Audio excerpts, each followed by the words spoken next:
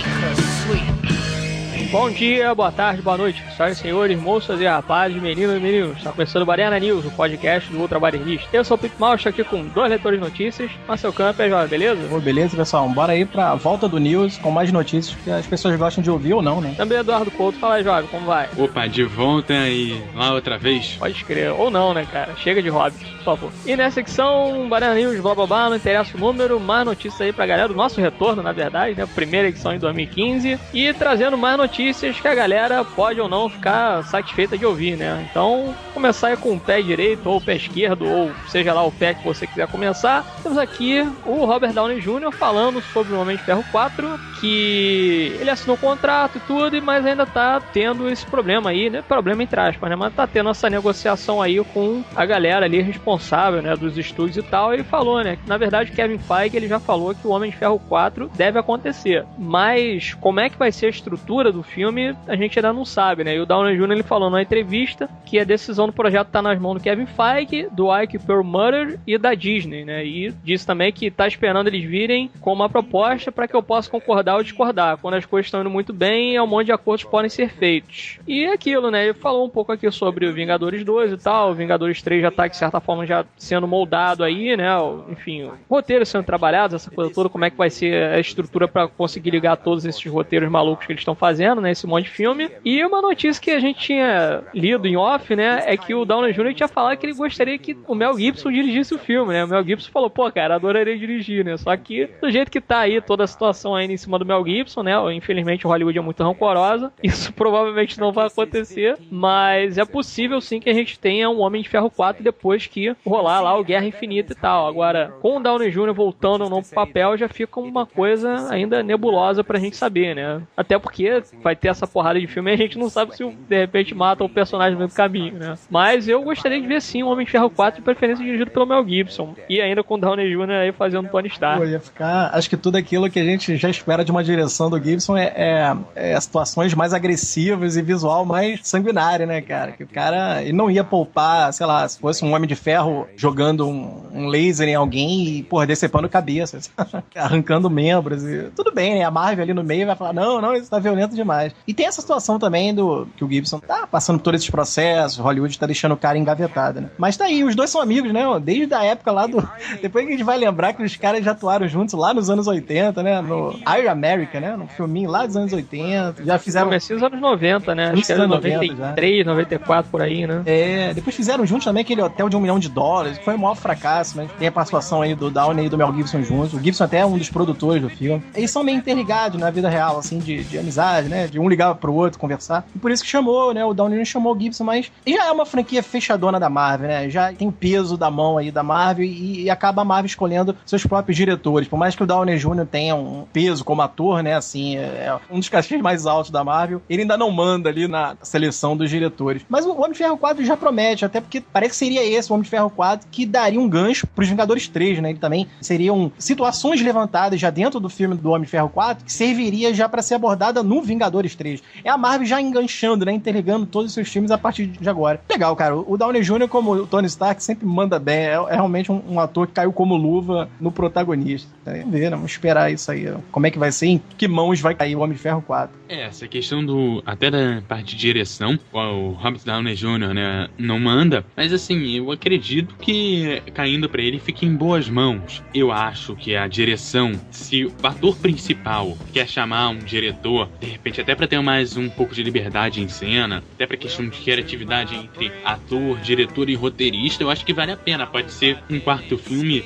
muito bom e pode ter o interesse da Marvel também na interligação dos filmes, que eu acho que realmente é o que é mais difícil e que se precisa de alguém que realmente esteja sob o domínio da própria Marvel para poder fazer dar certo. Eu acho que dependendo do que for acontecer no Homem de Ferro 3, em quesito filme, a questão de roteiro, produção e edição e tudo mais, né, que envolve o filme, eu acredito que de repente um o Homem de Ferro 4 ele seja o pior, ou talvez seja a hora de realmente lançar um novo ator. Você fez 3 filmes com o Downey Jr. e agora você tem um novo ator substituindo o Downey Jr., dando uma repaginada no personagem. Eu acho que cabe. Você faz um filme que interliga com os outros, só que essa interligação pode ser com outro ator, como se é feito em 007 ou como se é feito em Indiana Jones agora também. Eu acho que de repente seja a hora de trocar o ator. Acredito que o Homem de Ferro com Downey Jr. venha chamar uma bilheteria muito grande do que o Homem de Ferro 4 com outro ator. O que eu acabei dando uma lida aqui pra ver se tinha de fato até mais alguma coisa complementar aí, né, com relação a essas negociações do Homem de Ferro 4, e tá dizendo aqui numa notícia bem mais recente do que essa que a gente acabou selecionando pra ler, que o Downey Jr. tava pedindo um cachê de 60 milhões pra retornar pro quarto filme, além de uma fatia da arrecadação nas bilheterias. E falaram aqui que, por exemplo, quem poderia vir a fazer de repente de certa forma, o protagonista do Homem de Ferro 4 seria justamente o garotinho que ajuda ele no Homem de Ferro 3, cara. Caraca. Que na verdade ele, ali na época, né, 2018, 2019, estaria com 18 anos, mais ou menos, né? Ele atualmente está com 14. E aí falaram, né, que os rumores da Marvel giram em torno de uma das estrelas do novo filme Jurassic Park que iria interpretar uma versão mais jovem de Tony Stark, Homem de Ferro 4, afirma a fonte. E tem aqui falando, por exemplo, né, que ele falou do Mel Gibson e tal, mas, pô, seria muito bizarro, né, cara, tu ver, sei lá, um moleque de 18 anos fazendo Homem de Ferro, né? Não tem nada a ver, não. Isso daí pra mim é uma ideia de rico. Traz o cara mesmo, vocês estão aí, porra, cheio da grana mesmo, paga o cara aí o que o cara quiser. Parece que a Marvel não tem, né? Não tem dinheiro. Porra, parece que, pô, ainda mais depois que for comprado pela Disney, né? Dinheiro aí é que não falta no cofre deles, porra. Então paga aí o que o cara quiser mesmo, dá a grana pro cara, o cara vai fazer aí. É mais uma arrecadação de 1 bilhão, com certeza o cara vai acabar juntando aí pros cofres da Marvel. Então, porra, o nego fica às vezes chorando esmola, né, cara? 60 milhões é uma esmola, né? Se fosse uma Dimension Films, né? Uma Legendary da vida. Não é, cara? Mas é a Marvel. Pelo amor de Deus, a Marvel, todos os filmes que tá fazendo já estão passando de uma cifra de milionário. Então, quer dizer, pô, paga o Downey Jr., até porque o Downey Jr., a gente sabe que é de todo o elenco da Marvel o verdadeiro ator ali, né? Não é nenhum Chris Evans ou Hemsworth, até que estão mandando bem. Mas o Downey Jr., o cara já é um ator consagrado aí, até premiado em Oscar. Então, pague um cachê alto que o cara tá pedindo. E a gente sabe que ele vai mandar bem mesmo, de qualquer maneira, né? Então, pô, não custa nada pagar o cachê dele. E tem a questão de o quanto que a bilheteria vai arrecadar sem ele, porque ele é considerado um dos motivos pelos quais o Homem de Ferro deu a bilheteria que deu. Sim. E você contar o próprio Vingadores também, né? Que ele é quase o principal, né? O protagonista. Pois é. Pois é, trazendo aí uma notícia até que os fãs do próprio Tarantino já estavam cientes, já pelo menos há 4 ou 5 anos atrás, seria uma continuação de Kill Bill, né? Seria uma nova versão lançada nos cinemas e muitos dizem que seria a continuação, seria um Kill Bill volume 3, né? Mas é porque o Tarantino, assim, quem lembra de como foi todo o processo do Kill Bill, ele foi um filme montado pra ser único. É que como ficou realmente muito grande, o Tarantino teve que dividir. No cinema era inviável ter um filme de quase, tava dando umas 3 horas ou mais até. Ou 4 até, né? Os 2 filmes juntos, então ele teve que dividir pra ficar volume 1 e volume 2, não era pra ser. Então, parece que sobrou, tem mais história aí, vamos dizer assim, pra ser contada aí, porque ele acabou revelando na Comic Con de San Diego o lançamento de Kill Bill, The Whole Bloody Affair, cara. Seria esse conto aí a mais sobre a noiva. Aí levantaram várias teorias de que viraria um anime de meia hora, outros falaram que viraria um seriado contando. Eu acho seriado meio furado, a não ser que o próprio Tarantino estivesse por trás e tal. Já o anime eu acho bem a cara do próprio Tarantino aceitar, né? Até porque no próprio Kill Bill tem uma origem ali de uma personagem em anime. Teve várias teorias em volta dessa nova continuação do Kill Bill. Mas parece que vai rolar mesmo. Mas é capaz de sair anos depois, ou talvez não, né? Mas deve sair bem depois Os 8 Odiosos que ele anda fazendo. Acho que não vai sair agora, não.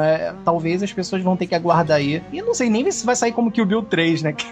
Eu não sei o que ele vai fazer com essa sobra, com essa continuação. É uma nova versão lançada, né? Muitos até falam que são cenas que restaram no 1 e no 2. E o Tarantino tá se aproveitando. Se for isso, o que eu acho que não é, o Tarantino não é tão a esse ponto de ser mercenário, né? Pegar sobras dos 2 Kill Bill e fazer um novo filme. Acho que ele tem uma historinha a mais aí em relação à noiva, né? Porque bem ou mal a gente lembra que ela vai na saga de vingança dela, ela vai deixando o nego puto com ela. Inclusive uma menina, cara, que ela fala pra garotinha, que é a filha de uma das mulheres que ela mata, ela fala, eu sei que talvez você no futuro queira se vingar de mim, eu vou estar esperando.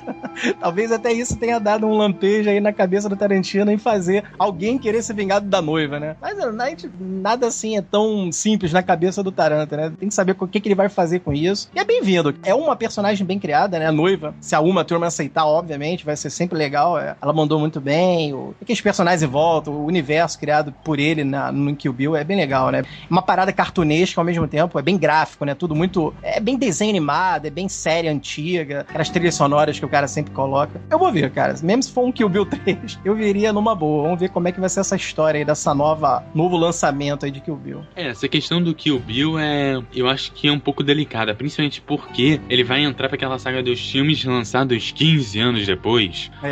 Provavelmente, porque é de 2004. Então ele vai lançar um filme que ele lance em 2015, mais 3 anos pra produção, 2018, ou seja, são 14 anos depois. Eu acho que isso já estraga a história. Igual a recepção que teve muito da crítica de um Toy Story 3, do O Hobbit, que tudo bem, não é continuação, mas tem essa pegada de continuação do Senhor dos Anéis. Então são filmes lançados muito tempo depois, meio que continuando a história, e que a recepção da crítica não é muito boa. Eu acredito que os filmes do Tarantino não se preocupem com crítica, até porque se preocupassem não seriam tão trecheira como são, né? Tá aí Um Drink no Inferno pra comprovar, né? Mais trecheira que aquilo, né? Fica difícil. Mas aquele é mais um filme do Rodrigues, né? Um Drink no Inferno é mais do Rodrigues do que propriamente do Tarantino. Sim, mas você acaba tendo uma mãozinha dele ali. Mas acredito que no final, eu não sei a recepção que Kill Bill vai ter. Agora, se for uma história de vingança, principalmente da garotinha, como vocês comentaram aí, ela vai estar maior agora, né, cara? Ela vai estar uma mocinha agora, né? Vai ter uma moça que aí, de repente, você consegue criar uma história até bacana. Agora, você não pode chegar pra mim e colocar Kill Bill a vingança, porque vai ficar um nome meio estranho, tá? Mas, ela cresceu, você pode contar toda uma história dela, recuperar a cena da Kill Bill matando a mãe lá atrás, mostrar um pouco da vida dela, dá pra fazer um filmaço de 2 horas e meia e fazer um filme mega bacana, sendo esse o caso. Sendo outro caso, a gente realmente vai ter que esperar pra ver. Cara, eu penso da seguinte maneira, eu acho que, vamos dizer assim, pelo fato de você colocar vários personagens dentro de um universo só, que, por exemplo, se você coloca assim o próprio Pulp Fiction ou de repente um Cães de Aluguel e tal, aqueles personagens eles vêm de um determinado local que a gente não tem muita noção de onde que eles vieram. A origem, né? Você tem, por exemplo, eles têm uma origem, eles têm um passado, né? O lance do Tarantino é isso, que ele bota personagens nos filmes dele, que eles têm às vezes um passado que é nebuloso, mas a gente tem mais ou menos uma noção do que o cara pode ter feito até chegar naquele ponto que a gente tá vendo nos filmes. No Cães de Aluguel, você tem lá o bando de maloqueiro, no Pulp Fiction você tem, de repente, o John Travolta, o Samuel Jackson, os caras são meio que assassino contratado, tu vê que ali o John Travolta ele viaja o mundo, fuma maconha, não sei o que, bababá. Então, quer dizer, esse é o tipo de coisa que no Kill Bill ele acaba fazendo também, mas é aquilo, eu acho que, de certa forma, o Kill Bill, apesar dele dar, de certa forma, um embasamento ali pra alguns personagens, por exemplo, a personagem da Lucy Liu, ou a própria personagem da Daryl Hannah e tal, que ele é um pouco mais sinistro, né, o irmão do Bill e tal, que é feito pelo Michael Madsen, são os personagens ali que você tem uma noção de que eles, em algum momento, perderam o rumo da vida, ou, né, você vê ali o porquê da Lucy Liu ser uma mulher escrota e sanguinária, né, o porquê, de repente, da Daryl Hannah ser muito escrota também, o porquê ali que aconteceu aquela merda toda com o irmão do Bill e tal, mas ao mesmo tempo, você fica pensando assim, cara, mas já tem tanto diálogo no filme, tanta coisa assim, que o que o cara às vezes fez antes ou vai fazer depois é meio que irrelevante, entendeu? Eu acho que os filmes funcionam bem redondinhos. Aí você pegar, de repente, a origem lá da personagem da Vivica A. Fox lá, que é justamente a primeira a morrer e tal, e a filha lá dela que fica viva, né, e ela fala com ela e tal, não, você vai querer me matar depois, não sei o que, eu acho meio desnecessário, sabe? Pode ser que ele faça alguma uma coisa interessante, mas ao mesmo tempo, pô... É mais do mesmo. Porque eu vejo que o Tarantino... porque aquilo, por exemplo, o que poderia mostrar ali? Vai mostrar, de repente, a origem da francesa e como é que ela encontrou a Lucy Liu. Ou, por exemplo, pode mostrar como é que o Bill contratou a Daryl Hannah. Ou que tipo de missão que eles acabaram fazendo lá que a noiva, não, descobri que eu tô grávida e tal, fiz essa missão aí, mas eu vou meter o pé, dane-se vocês e tal. Ou o próprio modus operandi ali do grupo e essa coisa toda, né? Só que aí fica difícil também, porque o David Carradine morreu, né, cara? Então, ele já tava, na verdade, com essa ideia de fazer, né? Não, tô pensando em fazer aí um Kill Bill volume 3 com a filhinha lá da noiva e também a filhinha da Vivica e Fox e tal, e aí os dois vão entrar num confronto, essa coisa toda, bababá. Pô, cara, não precisa, né? Chega, já deu a história, já fez um filme gigante, aí teve que separar em 2 partes e ainda vai fazer mais coisa ainda dentro da história. Não, o que tiver de cena aí extra, cara, manda de repente numa edição especial aí, cena extra, faz um negócio desse, cara, sabe? Eu acho desnecessário. Eu não vejo muita necessidade de Tarantino fazer esse tipo de coisa, não. Eu veria, lógico, né? Pela curiosidade da coisa, mas ao mesmo tempo, já tendo visto o filme várias vezes, eu só gostaria de ver, de repente, essas cenas em separado, sabe? Num extra mesmo no filme. Eu acho mais interessante do que você ver, sei lá, parte 1, parte 2 e parte 3. E tem, sei lá, mais 1h30 de cenas ali que aconteceram antes ou durante ou depois que a noiva passou por algum lugar e matou alguém, sabe? Enfim, é desnecessário. Eu acho desnecessário. Eu veria, mas eu acho necessário. Principalmente aí pro Tarantino, que é um cara que a gente sabe que, bagagem, talento não falta pra ele. É mais o lado de que o Bill já foi contado mesmo, né? A verdade é essa. Os 2 primeiros filmes fecham direitinho. O que o Bill 3, se rolasse, é isso que o Pimp mencionou. A gente vê porque a gente gosta A gente sabe que o Tarantino ele manda bem, então a gente veria pela curiosidade, não pela relevância do que o Bill 3, né? Eu entendo isso também. Acho que é desnecessário, de alguma forma é desnecessário. A gente só iria entender de que se ele realmente fizer, né? Porque não tem nada confirmado e tudo. Se ele realmente fizer o Kill Bill 3, seria talvez divertidinho, mais relevante pra história. Ele já fechou bem no Kill Bill 2, sabe? Você vê que ela matou o Bill, viveu bem com a menininha e tal, acabou com a filha dela, né? Beleza, ok, fechou legal. E acabou quase com todo mundo do grupo. Então tá fechado. Aí o Kill Bill 3 com uma história, tipo uma vingança a mais, uma trama paralela que sobrou do passado, vindo agora na realidade da noiva. Eu também acho que, né, pra quê? Não precisa. Todo mundo viria, mas todo mundo sabe que você não teria uma relevância, assim, né? Isso é verdade. Ok, e o próximo vai do Akira. Akira, que a gente já conferiu ali na década de 80, e parece que ele tá de volta. Segundo o Deadline, o Dante Harper foi contratado pela Warner Bros. Para trabalhar no roteiro da adaptação para os cinemas do famoso mangá Akira, que depois virou filme na década de 80. Bom, o Harper foi responsável por um roteiro não produzido de No Limite da Manhã, feito em 2010.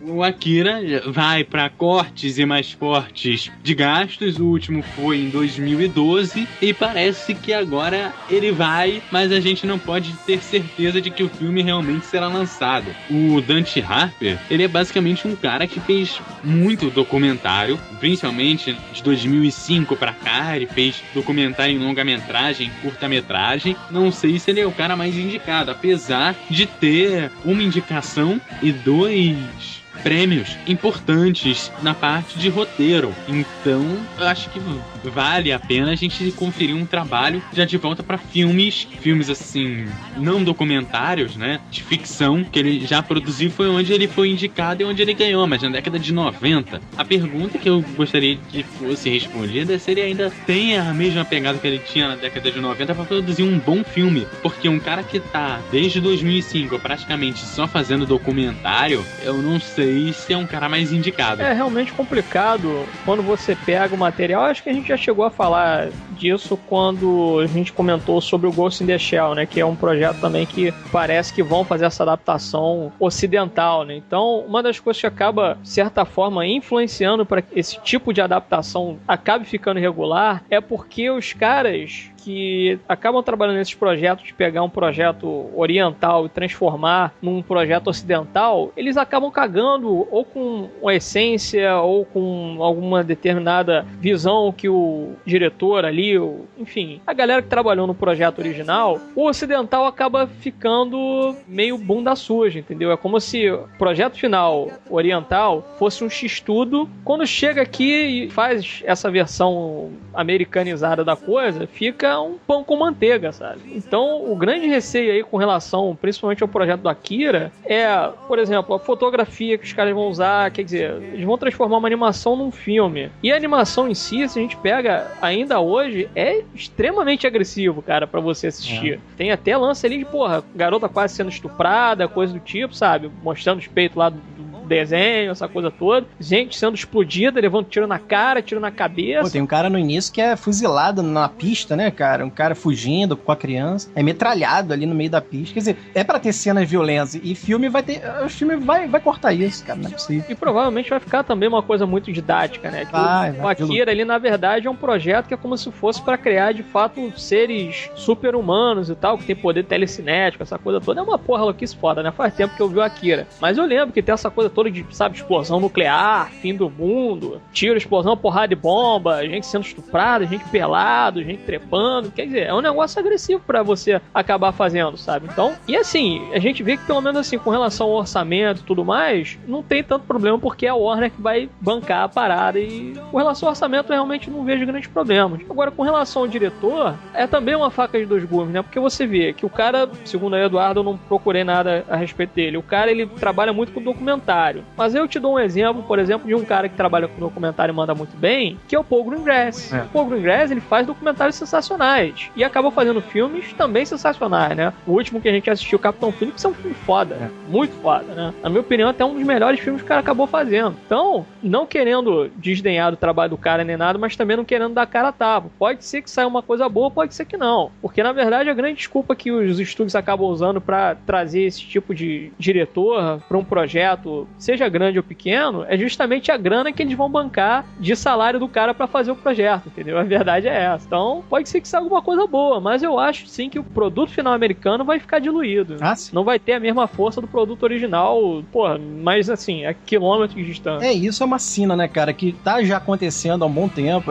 Os americanos têm essa mania de pegar produtos estrangeiros e transformar pra visão deles, pra realidade deles. Só que tem produtos que não funcionam nessa transposição. Akira, ele foi feito, ele foi imaginado com todo aquele ambiente, expoente japonês. Toda a área ali de Neo Tóquio, toda a coisa que sofreu o Japão, tem a ver até com a própria cultura e história do país. Então, os personagens em torno de Akira viveram isso já no passado, quando eles mencionam sobre a Segunda Guerra, ou sabe, a bomba atômica e tal. Então, eles viveram isso. Agora, jogar para os Estados Unidos, que nunca viveu isso, é outra realidade. Eles vão ter que mudar aí, no caso, o peso do roteiro. Quer dizer, que no Akira tinha um peso, virando para os Estados Unidos, não vai ter. Eu tô lendo aqui pela matéria sobre Akira. Olha só, cara, a história desenrola-se em Neo Manhattan. A original é Neo Tóquio, né? Aqui é Neo Manhattan. Uma cidade reconstruída depois de ter sido destruída na Terceira Guerra Mundial. Tudo bem, a premissa é idêntica à de Neo Tóquio, né? Que também é depois da Terceira Guerra Mundial. Aí tudo bem, eles mantêm, né? Uma criança com poderes sobrenaturais, chamada Akira e tal, ok. Quer dizer, já mudaram o nome, Neo Manhattan. Já começa por aí, você sente que eles querem muito já a visão americana em cima da coisa. O Kaneda, há um tempo atrás, não sei se alguém soube aqui, o Kaneda quem ia fazer era o Zac Efron, cara. Aí os agentes do Zac Efron, porra, até cortaram ele. Não faça isso e tal. Ele seria retalhado. É aquela coisa de fãs chita, né? O Akira tem um nicho de fãs muito grande desde os anos 80, quando o desenho virou um cult, né? Então, cara, os fãs iam reclamar demais. O que mais quer os fãs são realmente atores japoneses. Pode ser até, eu acho assim, pode ser atores japoneses que trabalham nos Estados Unidos já, né? Tem vários aí. Tem até aquela menina do Pacific Rim, acho legal, a Rinko Kikuchi, sei lá. Ela foi uma das principais ali do Pacific Rim, junto do Charlie Hanna, que ela seria muito boa pra fazer a personagem do Ghost in the Shell, que foi mencionada aqui no início, antes da matéria ser lida aqui. O Ghost in the Shell, pô, já escolheram a Scarlett Johansson. Quer dizer, isso é só uma amostra, um exemplo de o quanto é muito importante pra eles colocarem uma cara ocidental, uma cara pra eles. É compreensível isso. Só que dilui muito, quebra o peso. Akira tem sim cenas de violência demais, extrema, é explícito. Até por ser desenho animado, você pode jogar o corpo sendo dividido ao meio. O final do Akira é excepcional. Você vê uma metamorfose do Tetsuo. O cara vira praticamente uma criatura, um monstro. O braço dele tendo ramificações de veias e virando um outro tipo de, sabe, de corpo, de matéria. É quase aquele final de Lucy, né? Então, mas é muito mais agressiva. Então você vê, imagina isso pros Estados Unidos. Eu também concordo com o Pimp. Sobre o orçamento da Warner, ela vai bancar isso tudo com facilidade. Mas o diretor Harper não tem essa experiência toda. Não sei, cara, tem muita coisa aí que bate assim contra o que a gente esperava. O elenco mesmo, 30% do elenco aqui, eu acho, ou mais, assim, 50% não vai aceitar. Tipo, a Kristen Stewart tava pra ser a Kay é a menina principal. Pô, eu não acho que a Kristen vai aceitar. Acho que não. Esse Garrett Hedlund, do Tron, legado, talvez aceite. O Garrett é o lourinho lá do Tron, né? Talvez aceite, é um cara menor. Paul Dano, do Cowboys e Aliens, acho que não vai aceitar. Alden Ehrenreich, do Tetro, talvez aceite, é menor. DJ Coltrane, do G.I. Joe, talvez aceite. Logan Marshall Green, do Demônio, aceite. Agora tem o último aqui, Michael Pitt, do Violência Gratuita. Pô, o Michael Pitt é um ator já faz uns filmes meio cabeça, meio cerebrais, uma coisa mais assim, cult no cinema. Não acredito que aceite. É muita informação ainda não confirmada. Até Helena Bonham Carter viveria a Lady Miyako, né? Uma das vítimas lá do projeto lá dos militares em torno do Akira. Quer dizer, eu não acho que ela vai ser a Lady Miyako. Talvez nem sei se a Helena Bonham Carter aceitaria. Tem muita contra-informação, sabe? É uma matéria ainda que, por mais que a gente quisesse ver alguma coisa nova sobre Akira, acho que eles podiam manter um live action japonês. Aí sim, eu acho que se entregar isso na mão de um diretor japonês, de um roteirista japonês, pô, é o universo dos caras e tudo começou lá, é uma origem. Talvez eles conseguissem intensificar ou estender mais aquele cenário. Deveria até ter a supervisão do Katsuhiro Otomo, que é o criador do Akira, o desenhista e o cara que escreveu Akira. É um projeto muito ambicioso, mas que ainda não tem nada tão confirmado, né? E por isso que bate muito receio aí, muita coisa contra-informada.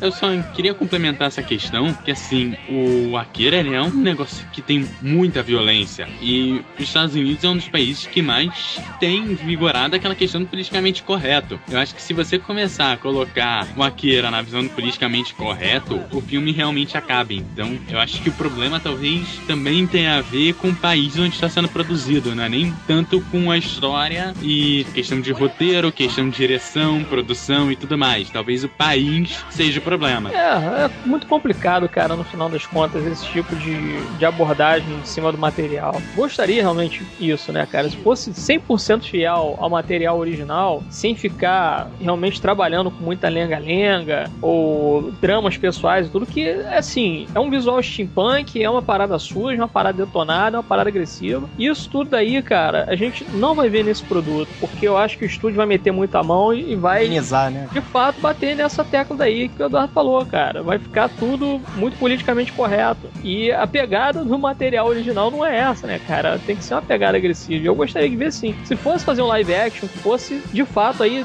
como o Marcelo não falou, eu concordo, assim embaixo, pô. Traz lá o Katsuhiro Otomo de lá do Japão, cara, ó. Dá uma olhada aí, meu irmão, ver o que a gente pode fazer, ver se a gente tá fazendo o negócio direito, ver se você concorda com isso daí. A gente mudou uma outra coisa aqui, a gente botou um diálogo diferente ou algo do tipo. Aí sim eu vou levar um pouco mais de fé pro produto, mas até o momento eu realmente não tô levando muita fé, não. E com relação aí, né, como eu já falei sobre Paul Greengrass, tem aqui uma notícia relacionada a ele, e aqui já tá mais confirmado nesse momento, na verdade, né, que ele volta a dirigir filme de espionagem após o Ultimato Bourne. Na verdade, ele vai fazer o seguinte, ele vai fazer essa adaptação desse livro, que eu vou mencionar aqui, e depois ele vai fazer a continuação do Bourne com o Matt Damon voltando para fazer o Jason Bourne. E aí tá dizendo aqui, né, que ele tá em negociações para comandar a adaptação do livro inédito Agent Storm, My Life Inside Al-Qaeda and the CIA, escrito pelo Morten Storm, e o livro acompanha a história de Storm, que é um jovem problemático que converte-se ao islamismo para estudar o Alcorão e anos depois é recrutado pela CIA como um agente duplo. Segundo Deadline, ele voltará a trabalhar com o produtor Scott Rudin após colaborarem juntos em Capitão Phillips. E o projeto ainda não tem o cronograma de filmagem definido, mas o livro já foi lançado em setembro aí de 2014, comecinho de setembro. Então, tá aí, cara, um projeto ambicioso, né? Um agente duplo se converte ao islamismo para estudar o Corão e depois é recrutado pela CIA como agente duplo. É uma premissa maluca, né, cara? Porque a gente pensa assim, por exemplo, nessas coisas meio loucas que às vezes acontecem com a CIA, né? Tipo o próprio Argo, né? Que os caras inventam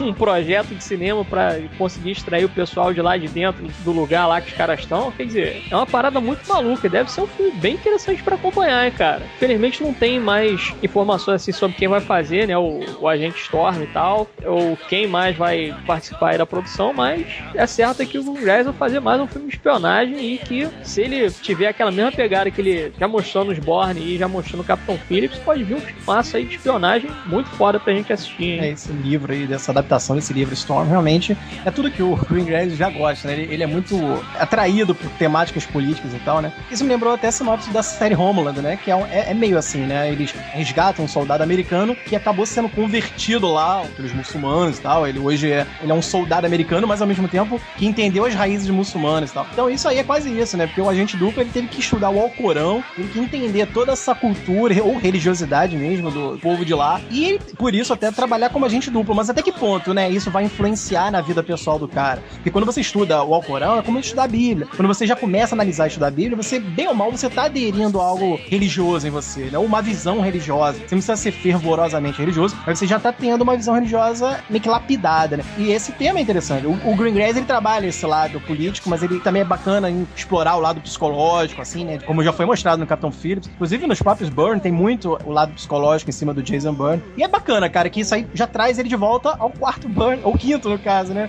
Se a gente não contar com o legado Bourne, que é bem fracote, foi feito com o Jeremy Renner, né? Ali foi a continuação da trilogia Bourne, que eu achei bem fraquinho mesmo. E aí que tá, porque ele tinha saído do projeto, e aí o Matt Damon também, não, se o diretor não tá, eu saio. Aquela síndrome do Tobey Maguire e Sanheim, né? Que eu até concordo, eu acho que se você funciona numa trilogia, ou se você funciona em determinado personagem, no trabalho, na visão de um cara, se bem que o primeiro Bourne não é nem o do Green Grass, né? E ele trabalhou bem com o Bourne, os dois ficaram amigos, tiveram uma visão compartilhada do produto, eu acho legal você manter aquela parceria. Aí quando o próprio Green Grass falou que não ia fazer o quarto filme, o Damon tirou o corpo fora, pulou fora, né? E aí botaram meio... Ali foi muito de última hora, cara. O legado Bourne, pra mim, é um erro. O Jeremy Renner até que é um atorzinho legal, mas botaram ele, botaram a Rachel Weisz, botaram o Edward Norton fazendo quase um coadjuvante que nem aparece. São atores bacanas. Tem uma história que é bem nada a ver, né? Bem jogadona e tal. Como se o personagem do Renner conhecesse o Jason Bourne. E aí meio furado. Agora, com a volta do Green Grass e o Bourne, pô, eu já sinto essa segurança que passaram na trilogia, ou nos dois últimos filmes. Eu gosto do primeiro também, né, a Identidade. Mas os dois últimos eu acho... Foi feito pelo Doug Liman. É, Doug Liman, que dirigiu No Limite do Amanhã dele, né? Sim, o Senhor e Sarah Smith. Isso, o Jumper, né, que eu não gosto, mas é a direção do Doug Liman. Detesto aquela merda. O roteiro é uma merda, mas a direção dele eu acho bacana. Exato, é isso que eu ia falar. O filme eu não gosto, mas você vê que ele, né, é um bom diretor. Eu acho que ele é um bom diretor que precisa só de um roteiro meio que bacana. Mas realmente, a Identidade é muito bacana. Foi ele ali que iniciou toda a coreografia do Bourne, porque o Bourne sabe Krav Maga, sabe isso e mais aquilo. Então eu acho bacana. É uma trilogia, eu gosto, cara. Eu realmente sempre falei aqui que eu gosto da trilogia do Bourne. Agora, com a volta do Green Grass pra essa franquia, acho que volta a seriedade, ainda mais que o Matt Damon vai voltar e pô, o Bourne só é Bourne com a cara do Matt Damon, né? Então, isso é legal, eu torço, cara, eu torço. E eu gosto também, eu acho o Green Grass um dos melhores diretores, assim, da câmera na mão. Eu acho muito difícil, cara. Você hoje fazer filme com câmera na mão, né? Suar essa found footage, né? Que eles chamam. Essa técnica de você parecer documentário ao mesmo tempo que você tá filmando mesmo o filme, fazendo uma história fictícia. Mas, cara, passar essa sensação de que você tá ali acompanhando os protagonistas lado a lado, no barco, como no Capitão Phillips, tem que ter uma visão ali de campo, dominar o cenário todo de uma forma muito legal. E o Green Grass, eu acho um especialista nessa área aí. E ele voltando aí pro Bourne, tá seguro, cara. Eu acho que se tiver um roteiro bacana, já vai ter uma direção boa, porque eu confio no Paul Greengrass e no Matt Damon, aí no talento do Matt Damon também, que é um bom ator. Na verdade, o maior problema do Bourne, né, eu acho que talvez realmente seja essa falta das duas características principais dele, né, que é a direção e o ator. Eu acho que o novo filme tem tudo pra dar certo com os dois de volta. Não tem muito mais o que colocar, acho que vocês já colocaram tudo aí. Ok, então, passa pra próxima então, Marcel. Cara, Saideira. Saideira, pra finalizar, um terror que surpreendeu, hein, cara, que foi a Entidade aí, primeira Sinister, né, que as pessoas devem lembrar com aquele terrorzinho do Ethan Hawke, que não foi só um terrorzinho, ele rendeu 3 milhões, e até pra minha surpresa, ele arrecadou 80 milhões mundialmente. Não é uma coisa assim, nossa, que sucessão. Mas, pô, cara, o filme custou muito pouco, né, porque ele conseguiu pagar aí no final das contas. E, cara, é uma história boa, sabe? É o tipo de filme que as pessoas não deram nada, meio, vamos ver qual é disso aí. E se surpreenderam. Eu mesmo gostei, achei uma história bem coesa, assim, sabe? Tem peso. É o tipo de história que é um drama, mas ao mesmo tempo, quando os momentos de terror acontecem, assusta, sabe? Bota um medo sem apelar pra aquele lado de aumenta a trilha trilha sonora pra dar susto, e o cabeção de fantasma que aparece de repente na tela. Não tem muito isso. É muita história de um escritor, né, que vai passando por problemas ali meio psicológicos, o que vai acontecendo com a família dele, ele volta na casa, e ele vai percebendo coisas a mais dentro da residência dele, né. É um filme de sobrenatural, um terror assim, estilo sobrenatural, não é nada de terror naquele estilo slasher, né, um assassino perseguindo, não. E por isso eu acho Entidade foi uma boa aposta que houve aí, e por isso tá vindo com agora o segundo, a continuação nesse ano, 2015, vai ser dirigido pelo Scott Derrickson, né, que é o mesmo cara que dirigiu O Exorcismo de Emily Rose, que eu já acho legal. Você sente que no Exorcismo de Emily Rose tem muito isso, é um filme de terror, mas ao mesmo tempo apoiado é galgado na realidade dramática dos personagens, né. Inclusive a Emily Rose é uma menina que a gente não sabia se ela realmente tinha problemas psicológicos, se era louca ou se estava sendo possuída. Eu acho que o Scott Derrickson, ele brinca mais com isso. O Scott Derrickson pode mostrar, pela direção dele, esse lado mais real de um filme de terror. Ele galga o filme num cenário mais assim, de loucura, né? De coisa de abstração, e você ao mesmo tempo não sabe se é... Bem que agora a Entidade 2 todo mundo já sabe que é de fantasma, mas eu gosto da direção dele, ele tá vindo aí. O roteiro vai ser do Robert Cargill, né? Não sei quem é, não sei quais outros filmes esse Cargill escreveu. Enfim, Ethan Hawke não tá mais, né? Até porque quem viu o primeiro sabe, e não precisa falar aqui, deve ser outro elenco e, obviamente, é outro protagonista, mas eu torço, cara, porque o primeiro filme foi bacana, eu achei que tem essa carga de um terror renovado. A única coisa que eu achei que é desnecessário, pela matéria que eu li aqui, é que eles têm a ideia de fazer, né, transformar a Entidade numa franquia nos mesmos moldes de sobrenatural e atividade paranormal. Acho que não precisava alongar tanto, né, porque quem tá acompanhando a Atividade Paranormal sabe que tá indo o quê? Pro sexto, pro sétimo filme. Acho que acaba banalizando essa Entidade. Talvez o que vai acontecer com o sobrenatural, né? Se for algo, trilogia, fechadinha, interligando 1, 2 ou 3 filmes na mesma história sobrenatural ali, né? Ou na mesma história fantasmagórica aí que seja, fica mais interessante, fica uma obra mais fechadinha. A Atividade Paranormal você vê que virou quase uma série, né? A cada filme é uma família aterrorizada e tudo, pode um ser melhor que o outro, mas eu acho que é banalizar. E eu não queria, que a ideia é realmente transformar a Entidade numa franquia assim, sendo que eu acho que era melhor fazer uma trilogia, cara. Eu acho que ficaria mais enxuto e tal. Eu gostei muito do primeiro, Sinister aí, com o Ethan Hawke. É da Focus, que também é uma produtora semi-independente, né? Não é totalmente independente agora, porque já tem grande sucesso na carreira da Fox, mas a Fox Features, cara, tá produzindo a Entidade 2. Vai vir pra agosto desse ano. Vamos ver o que aguarda, que com certeza outro elenco, outros fantasmas ou não. Se for usar o mesmo modus operandi do primeiro filme, pode ser que saia alguma coisa bacana. O que eu acho interessante no primeiro filme é que ele tem uma pegada muito iluminado. Sim. Porque você coloca um cara ali que ele é um escritor, ainda tem isso, né? Que o Ethan Hawke é um escritor também, é um cara meio nostálgico, assim, que o cara não escreveu mais nada de interessante na carreira dele e tal, né? E tem aquela coisa toda de, o cara é meio nostálgico, né? Ele quer reviver aquele momento de glória que ele teve, e parece, né, que a janela dele se fechou e tal, tanto que ele revê lá os vídeos dele dando entrevista quando era bem mais novo, né? Essa coisa toda, falando do livro, né? O livro foi um sucesso, bababá e tal. O primeiro livro é muito bom, o segundo livro já não foi lá grande coisa, né? Então ele ficou meio que nesse bloqueio criativo e tal, né? E aí ele tenta refazer isso fazendo coisas sobre crimes reais e tal, né? E aí chega nessa casa e tem lá uns vídeos, né? Umas coisas assim caseiras e tal, filme em Super 8. E ele começa meio que a pesquisar e fazer anotações, né? O que aconteceu com a família, cadê esse pessoal, né? Pra onde foram, quem morreu, quem tá vivo, o que aconteceu ali e tal, e vai pesquisando ali, aí tal, encontra lá com o Vincent D'Onofrio, inclusive, né? Só fala com ele via Skype e conversa com ele, não, isso daí acontece, que é uma figura lendária e tal, e aí vai explicando todo o modus operandi da parada, né? E tem um policial lá que meio que acaba auxiliando ele também, né? Que é um personagem meio galhofa, assim, mas é um personagem bacana, porque ele é aquele fanzoca, né? Então ele não tem muita, vamos dizer assim, aquela postura de policial que a gente tá acostumado, né? Um cara sério e tal, centrado, né? Eles fazem muito isso em Hollywood, né? Eu não sei por que eles fazem isso. E aí o cara vai e descobre ali como é que funciona o modus operandi daquela entidade e tal, né? E fala, cara, porra, não era mais ou menos por aí não, na verdade é assim que funciona e tal, né? Então, assim, eu acho interessante você, de repente, fazer como se fosse fazer estilo no que foi, por exemplo, A Coisa, né? Que é um prequel do Enigma do Outro Mundo. Você conta ali uma história, no caso ali, a entidade seria o primeiro filme, e essa entidade 2 você vê o desenrolar daquilo dali, né? Prequel, né? Ou o próprio, o chamado, né? Só teve o chamado 1 e o chamado 2, até onde eu sei, né? Então, podia ser assim, podia fechar só em 2 filmes mesmo, ou até mesmo 3, pode ser. Porque eu acho que depois de um tempo fica muito banal, fica aquela coisa muito episódica e vamos ver quais são as próximas vítimas dessa entidade aí, como é que ela vai matar todo mundo, mundo, como é que vai ser isso, como é que vai ser aquilo, então fica, né?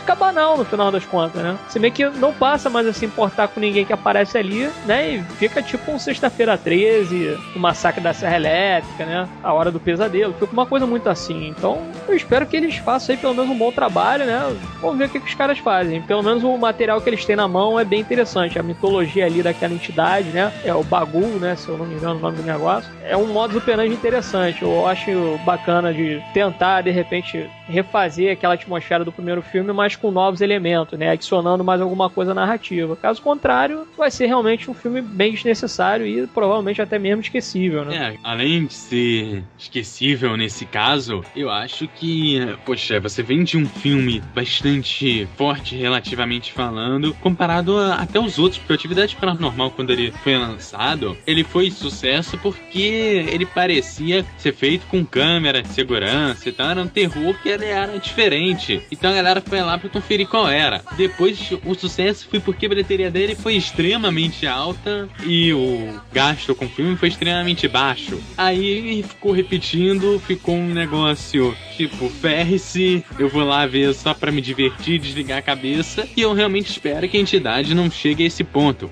A Entidade é um filme forte, que pode ser trabalhado, e não sei se precisa ficar nos moldes do Chamado, mas poderia fazer um negócio bacana depois, meio, talvez pegando um filme de Sessão da Tarde, que nessa parte de interligar, tem um filme de Sessão da Tarde aí que é famoso, que os caras moraram na mesma casa com diferença de 2 anos, se comunicavam e tal. Então assim, eu acho que é válido, já que a gente tá se tratando de coisa sobrenatural, podia acrescentar coisa, entendeu? Coisa pra acrescentar e pra não ficar repetitivo, tem uns montes. Agora, tem que ser criativo pra isso. Pois é, aí o Hollywood tá meio fraco com relação à criatividade, né, cara? O meu maior receio é justamente isso, que o nego, de repente, assiste o primeiro filme e fala, pô, realmente muito legal, tal, vai ver o segundo, pô, uma merda. Então, quando sair o terceiro, ninguém vai mais se importar, né? O grande risco que vários filmes aí que vem com uma parte 2 é justamente isso, de cair numa mesmice e ficar se repetindo o tempo todo sem inovar em nada, né? Então, vamos ver o que eles acabam fazendo aí com o filme. Eu, particularmente, acho que é um bom material que a galera aí tem em mãos, mas, ao mesmo tempo, né, se não souber trabalhar com aquilo dali, não vai chegar a lugar nenhum com a história, né? Então, boa sorte pros caras aí, porque eu tô muito ansioso pra voltar a assistir uns filmes de terror aí bem interessantes e com conceitos mais interessantes pra acabar acompanhando, né? Caso contrário, pode esquecer aí e vai assistir outra coisa, né? Bem, então é isso. Chegamos ao final dessa edição. Espero que tenham gostado. Dúvidas, críticas, sugestões, etc. Envie para contato@badernacast.com.br ou deixe seu comentário em ultrabairrista.com.br. Vem mais tarde. Um beijo na sua alma.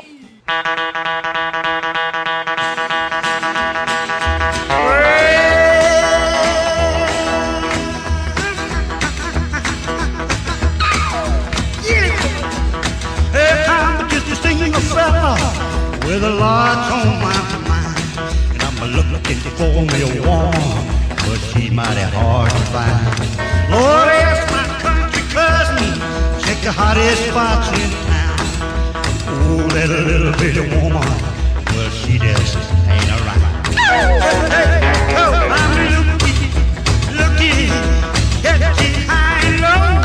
Don't wanna miss the spot. Keep it on the go. Watching that woman's got you. I need just a little bitty woman, how much you'll never know.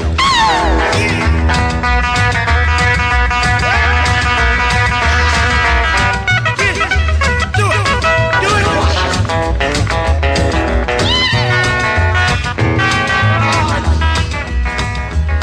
I'm seeing a fella, lots on my mind. I said I'm looking for me a woman, and she's mighty hard to find. I asked my country cousin where she's hanging out.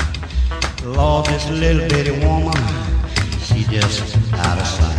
Oh, I'm looking, getting high and low. Don't wanna miss the sky. Keep it on the go. I said,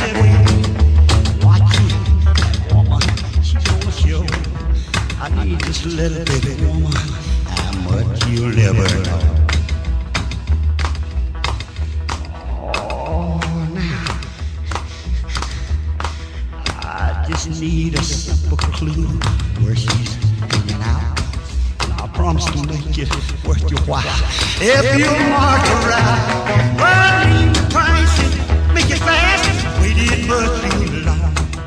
I got that woman on my mind. I'm gonna bring her home. Look it, catch it high and low.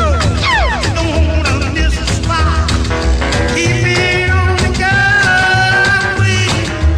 Why keep woman? She's gonna show. I need a little bitty woman. How much you never know, baby. I need you. How much you never know. Lord, I need this little bitty woman. How much you never know.